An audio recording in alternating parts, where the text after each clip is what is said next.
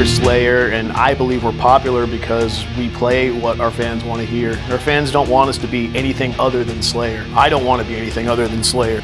This is definitely Slayer. Music-wise, creative-wise, it's more based around the style of Kerry's writing. I had to write 90% of the entire record musically and lyrically. Usually Jeff's got something, and there's no Jeff this time. Kerry has a knack for just fast, heavy shit. He can write slow, medium-paced stuff and heavy stuff, which he did, but he tends to lean more to, you know, just in-your-face shit. So, but it's iconic Slayer. You listen to it, go, ah, that's Slayer. You know, it's going to be Slayer.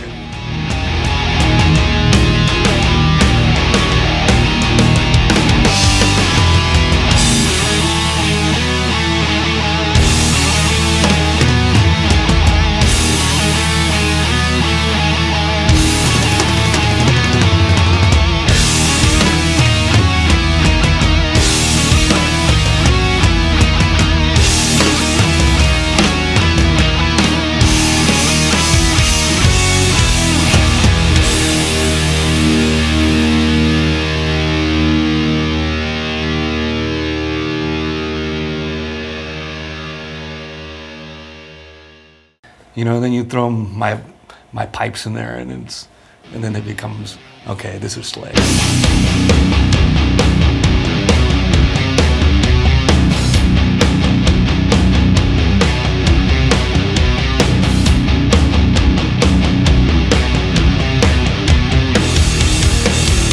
So is it just me? Can everyone see the world drowning in its own blood? Humanity's decline, dismantled over time, a fossil drying in the mud. Deception and the greed germinates the seeds of dissent, growing all around.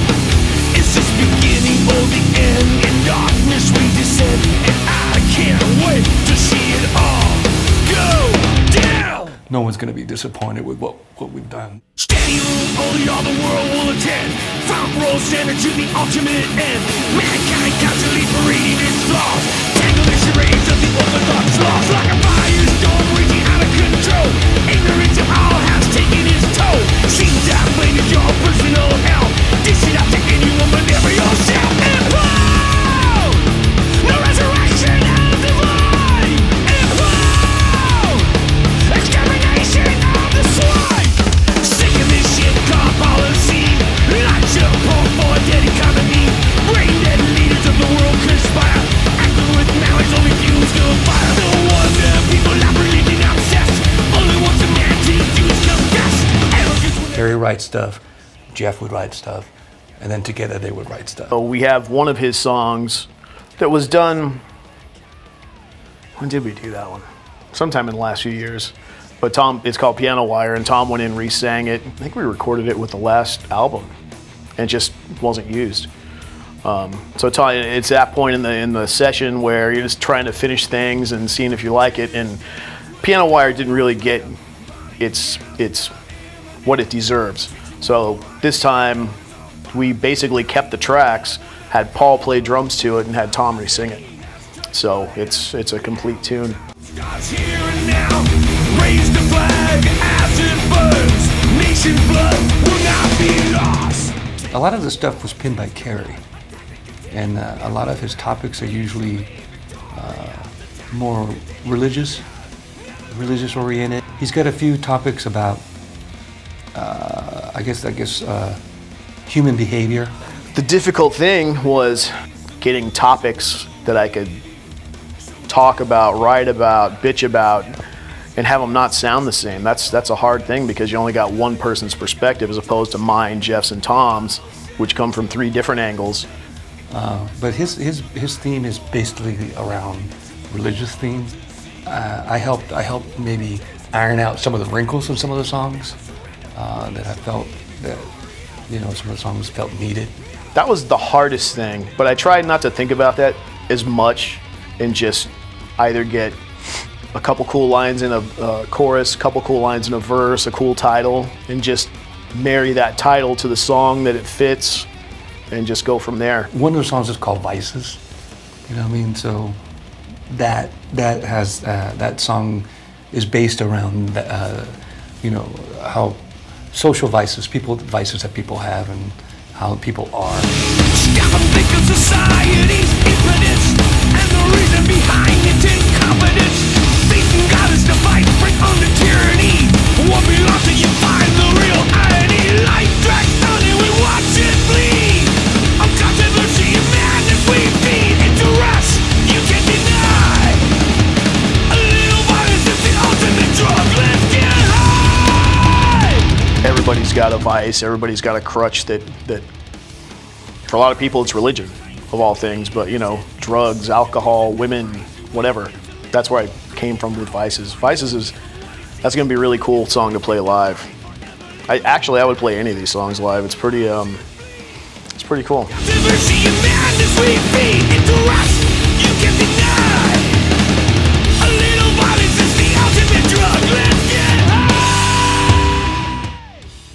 I actually wrote some lyrics on the road. I took it upon myself to do something I don't do. There was one time, it's either last summer or the summer, I think it's the summer prior, we had 3 days off in Athens before, like we lost a show in Turkey because of, you know, political unrest and stuff. So we went straight to Greece and I'm like, you know what, I'm gonna use this time to write a song.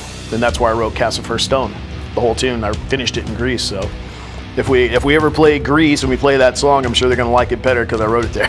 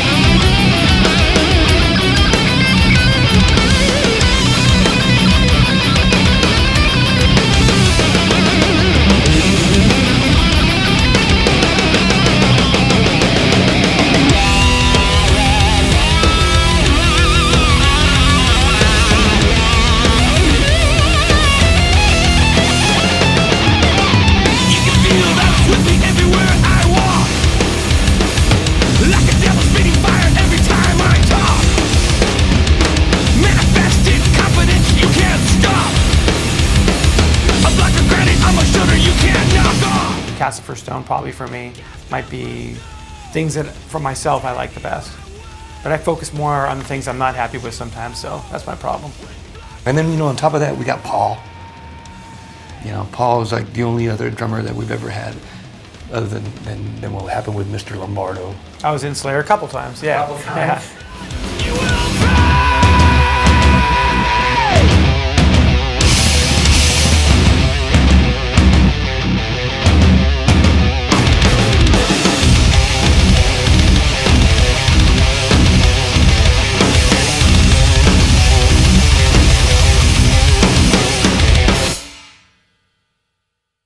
The funny thing about Paul is if Paul never quit the band, he would still be here. Oh, if he hadn't quit the band, then he would, it wouldn't, he would still be in the band. You know, nobody ever had a problem with Paul, and I still don't know if I know the reasons why he left the first 2 times. I don't think there's really any other drummer that can replace anybody like Paul can. So when he came in, I mean, when he first joined the group, we sat with him for about almost 2 years, just going over Slayer material, so we can get a groove and a vibe for the songs that we have played, we've written. And then in that process, that's when they started working on Divine Intervention. The magnifying glass looking at me was so big. I mean, I'll give you an example. I was at a show in Hollywood right after I joined the band in '92, and there was some guy who recognized me. This was before the internet or anything, and he was standing with his girlfriend. He walked up to me, some big guy, and he's kind of looking at me up and down, like, you know, okay, sizing me up. And he's like, "So, I hear you're the new drummer." And I'm like, "Yeah, you know." And he kind of like looks at me up and down, takes his hand and squeezes my bicep, looks at me, just does one of these things and walks away. And I'm like, "Oh, that wasn't weird," you know. So I'm like, okay, this is that kind of encompasses kind of what I thought the overall attitude about me coming into the band was going to be at that time. So Divine, for me, if I had to compare it to any other record, it'd be probably almost impossible because I had everything to prove then. But this last time, when Dave threw out the internet bomb and we're on a plane for 14 hours and can't respond to it, I land in wherever the hell we were in Australia, about as far as I can fly anywhere, you know, and not be able to respond to something. And then it's taken on a life of its own, so then you just don't respond to it because what's the point? When things were going on, you know, that was pick up the phone, the dude, we should call Paul back, you know. The first text I got, a number of texts, but the first text was from Paul Bostaff, and I went, that's odd. And then I saw like a laundry list of people. I'm like, Dave must have said something. And, you know, Paul was offering up the services, and I laughed out loud. I'm like, why would I have a guy back in my band that's quit twice? It just didn't make sense to me. Even though Paul has always been a friend of mine, I got nothing against Paul. It just seemed odd. We had a little roundabout between us, between the 3 of us. And I told him, I said, I really think we should have Paul back, because it's not somebody new. It's not someone that we have to work with. There's someone that's sat in the band. But we pursued it. We got back from Australia. I did demos with John Deddy. I did demos with Paul. The same 2 songs under the same circumstances. They each had like 24 to 36 hours to learn them and just see where it went. And Tom and Jeff both decided Paul, and in hindsight, that was the right choice. Oh, it took 3 seconds. You know, when they asked me if I was interested again, absolutely.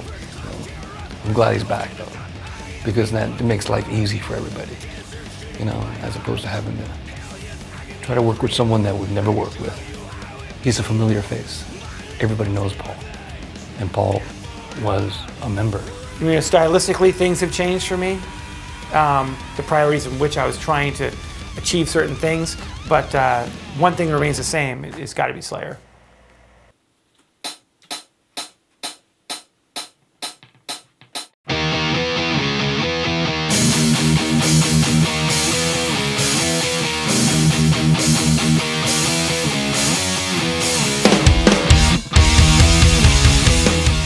I'm endorsed by Yamaha drums, Paiste cymbals, Remo drum heads, and Vader drumsticks. In the studio, I typically do things different in the studio than I do live. I have a live drum set. My particular live drum set that I used on the last album cycle was a Yamaha Oak Custom. In the recording studio, I went for something different because I wanted the sound to be different in the studio. So what? I wouldn't have it any other way.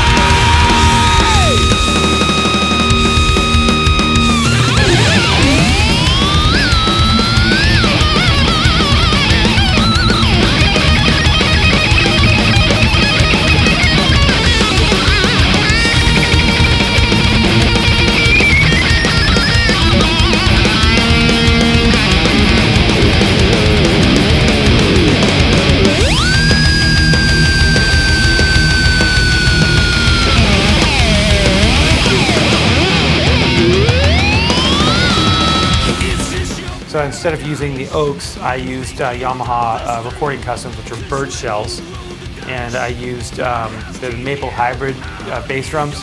For snares, we typically try a bunch of different stuff that works. I always bring my live snare in to see how it sounds in the studio with whatever we're trying to do. But I find that every session has its own life, and I think that instead of trying to force just my sound into it, I want the sound that we find exciting.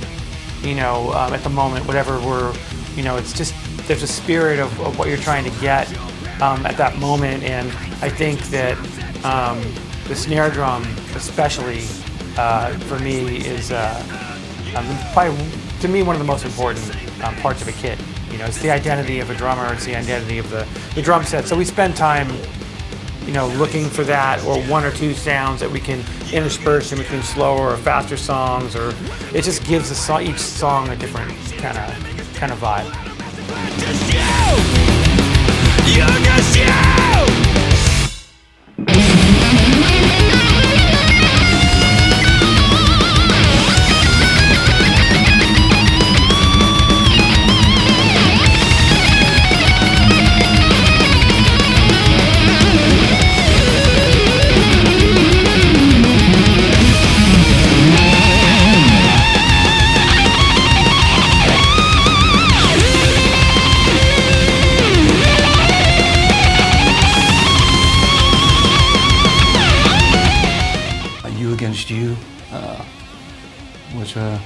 Which I figured out immediately what it was about it, and I'll have to let Kerry explain that one because I don't know he can let the cat out of the bag. I'm not going to. You Against You. I mean, I'm sure I can lay it out on the line and say what it's about, but I write things in a way that, you know, it can hit people in any form of life. You know, you get in a fight with your best friend, and your best friend may not be firing on all cylinders, and you know you're right, and you're just sitting here watching him disintegrate, and that's basically what You Against You is about.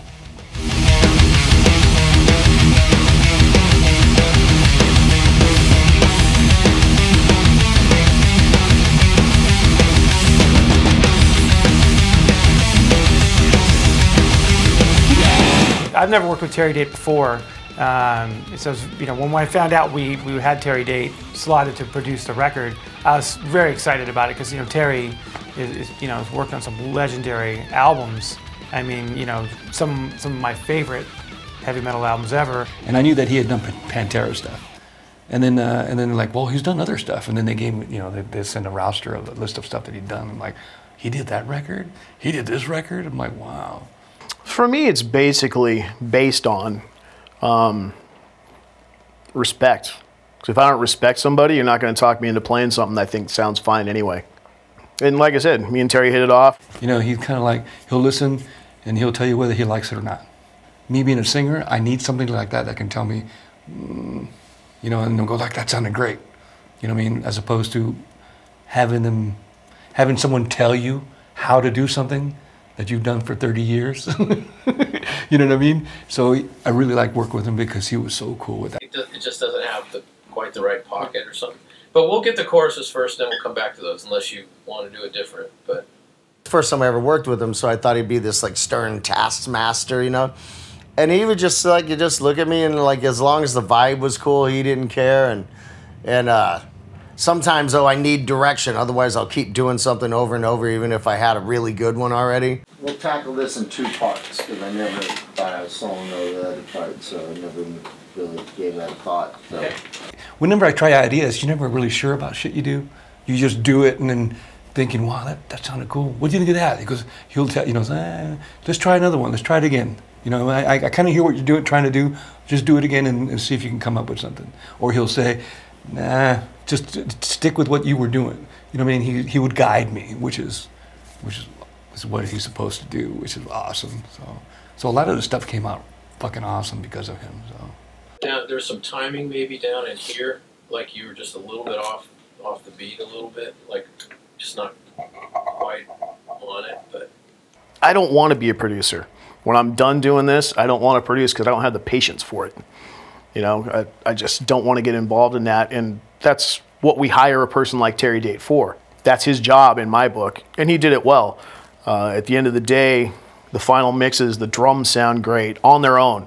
The guitars sound great on their own. Tom sounds great vocally on his own. So together, it's just pretty devastating. I think it came out better than I could have imagined.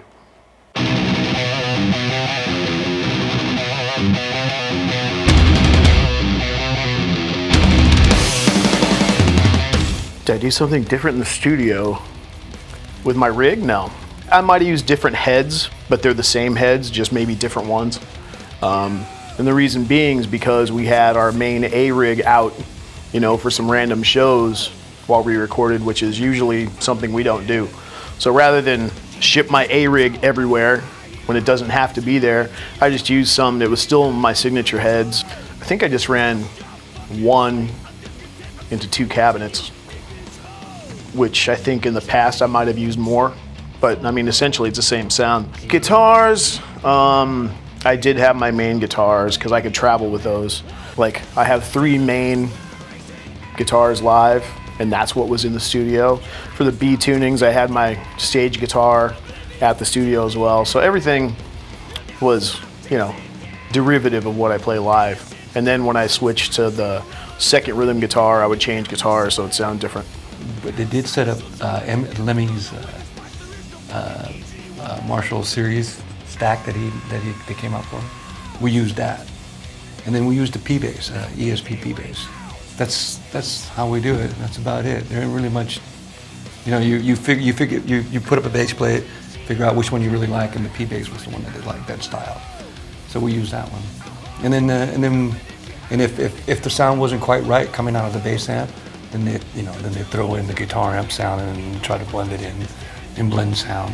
We do that with a lot of the stuff that we do. Everything we've done has been that way, where they blend the sound in just to get the right sound tone that we want.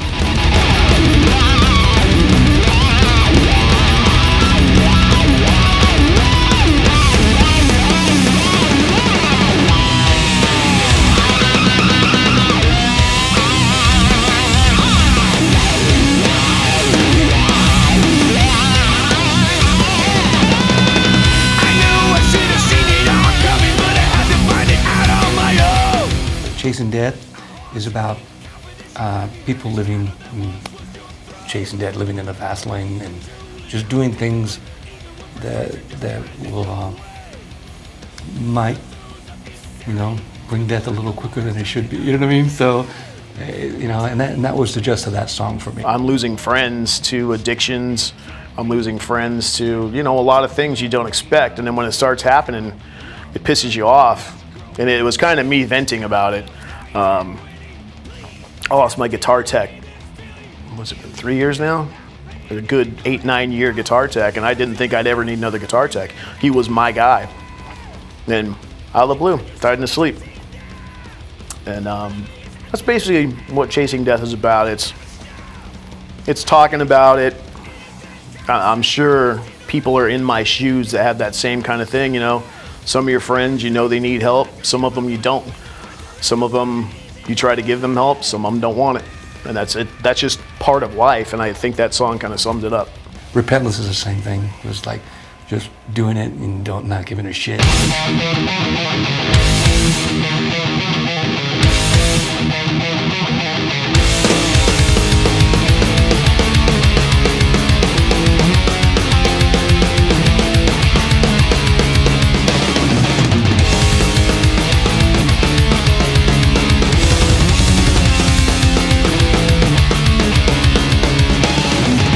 That one is pretty much my Jeff tribute.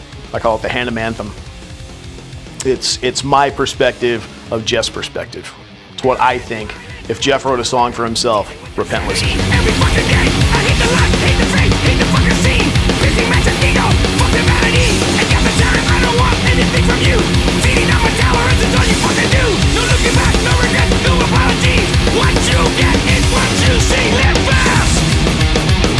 I'm high. You know, for my solos on the new record, you know, to keep it simple, you know, I just used my Kemper preamp. You know, I have I have a few of them, I have the one that looks like a little space-age toaster, a little carry bag. And so I was able to just get on a plane and fly to LA with my tone in hand, basically, with Slayer obviously live, it's all about Marshalls and lots of them. But, this was just simple, and I had my Marshall profiled into it anyway. And I just used it and some ESP LTDs because my signature model was far from ready at the time anyway.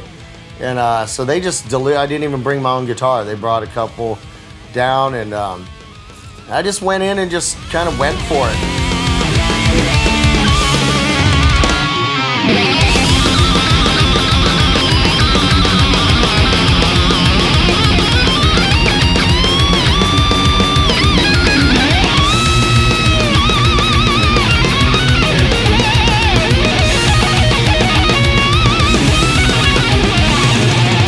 And it was super cool, just went in and everybody just let me do my own thing. And, I'd do like 20 takes or something, and Tom would tell me, I thought the first one was killer. And I guess I'm on the right path then.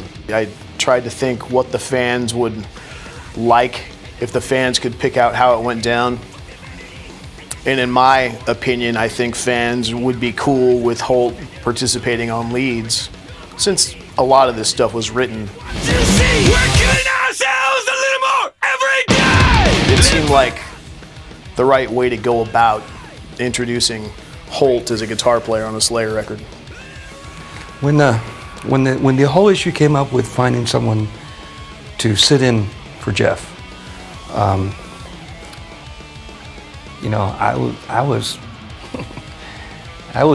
my take on that whole issue with that was, well, fuck, let's just stop.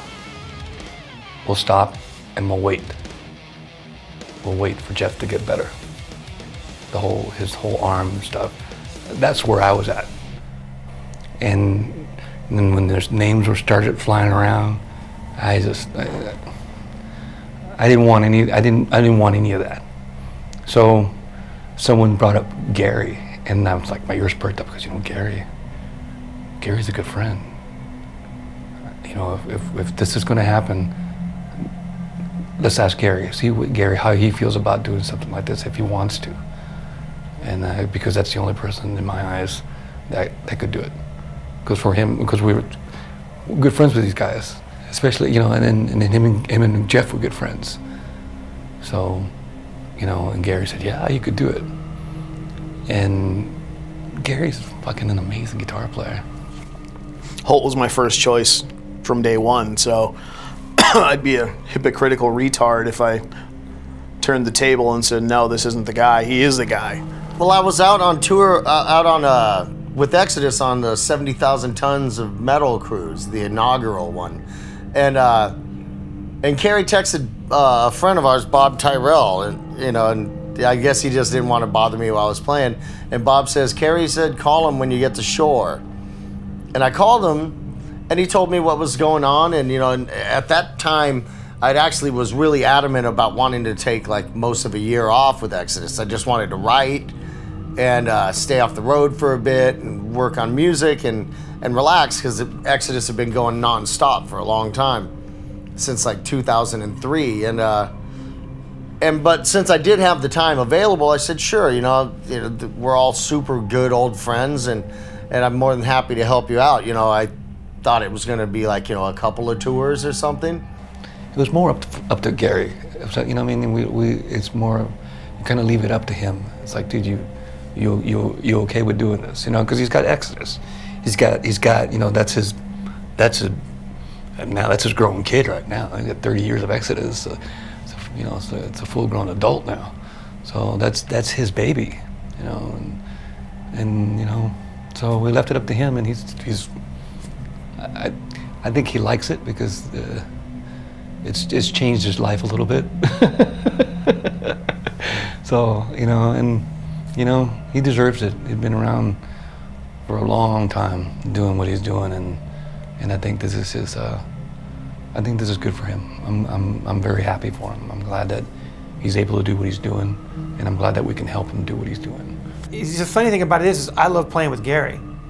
You know, I mean, Gary's like, I remember when I first joined Exodus, and you know, I never really played with Gary before. I remember getting into a room with him, and when he started firing his amplifier and just playing riffs, I was like, this guy's badass. You know, he's just heavy. I was a big Holt admirer. You know, years past, I would talk in the guitar magazines about him being like the Glenn Tipton of our generation, because he gets overlooked. And Tipton got overlooked. No matter how much you like Priest or anything, people don't resonate towards Glenn Tipton. And Glenn Tipton did stuff before anybody did.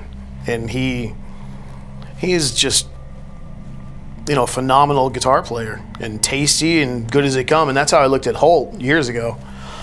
And he's been my friend for 25, 30 years. So, of course it fit. You know, he's our age. He's as relevant in his band as, you know, we are in ours. So the just a perfect fit. You know, it's like a slam dunk. You know, Gary fits perfectly because he's original. He's OG. He was there in the beginning of all this genre. It's basically family, and that's the best way to put it. You know, it's like, you know, with Kerry and Tom, it's family, and Gary fits right in. He's family. But it just continued, and you know, with Jeff's, you know, struggles at the time to regain, you know, muscle memory and all that, you know, to get back to playing this kind of brutally demanding stuff, it just continued and continued. But you know, it's like, you know, no one more so than me wanted to see Jeff come back. You know, it's like, I'm perfectly happy, you know, in my life, and always have been, you know, comfortable in my own skin, and at the same time, it was, once again, to use the word liberating, it was awesome to go out and play someone else's music for a change, you know, play songs that are like some of my favorites from my thrash metal infancy, you know, playing Angel of Death, you know, it doesn't suck, it's fun, you know, it's some of the greatest riffs ever written. And, you know, it just continued, and then tragically with Jeff's passing, you know, it's like, seems to like be something that's going to continue into the foreseeable future, certainly. I just hope I did Jeff proud. That's all. That's the only thing I really care about. You know, making the guys in the band happy and hoping that Jeff would smile and go, "Fuck yeah!" That's some of the stuff I put down.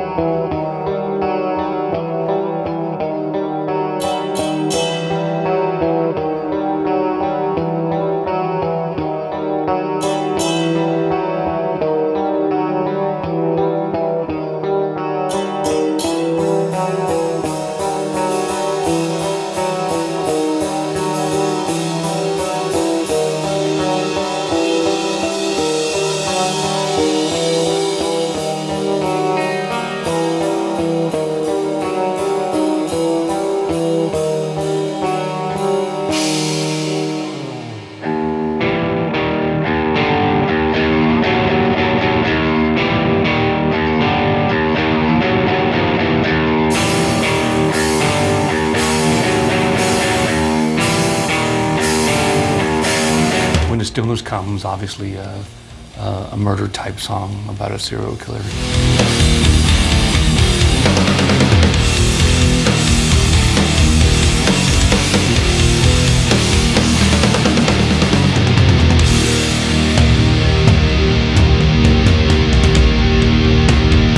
That was my first attempt at spooky, because Jeff always wrote the spooky music. And I was pleasantly surprised. It came out good and spooky. I love that tune. Blood was like paste on the walls. Bodies laid lifeless like dolls. A moment that felt like days. Lights extinguished in a race. So nauseous I don't realize. Incessantly eating the flies. In a moment of visceral haze. The last thing you see on my grave.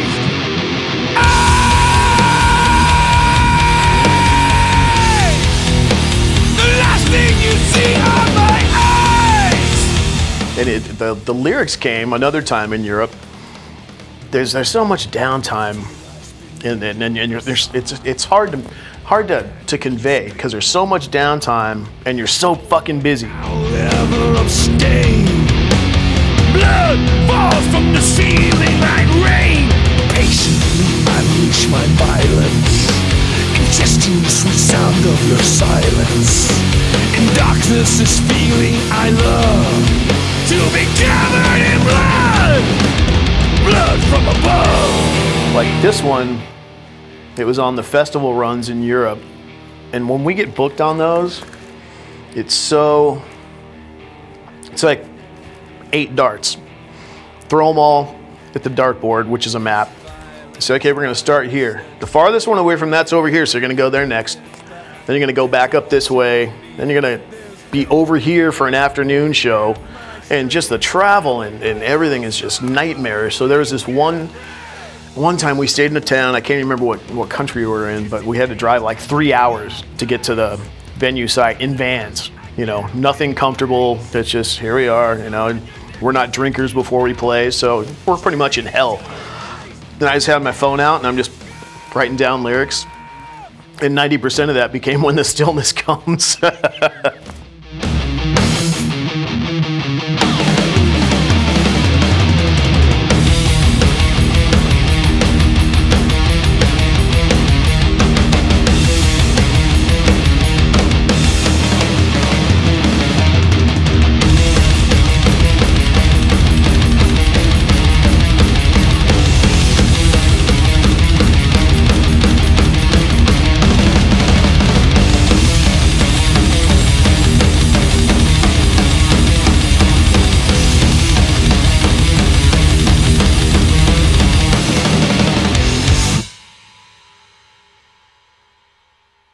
A serial killer type thing.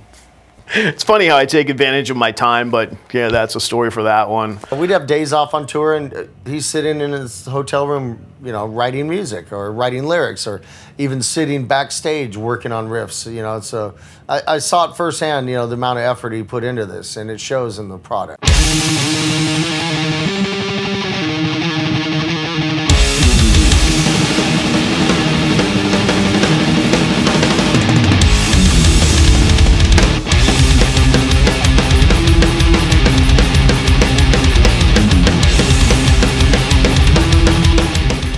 Take Control, I finished that song early because it's one of my favorite musical tunes, and I wanted it to be, I knew what I wanted it to be.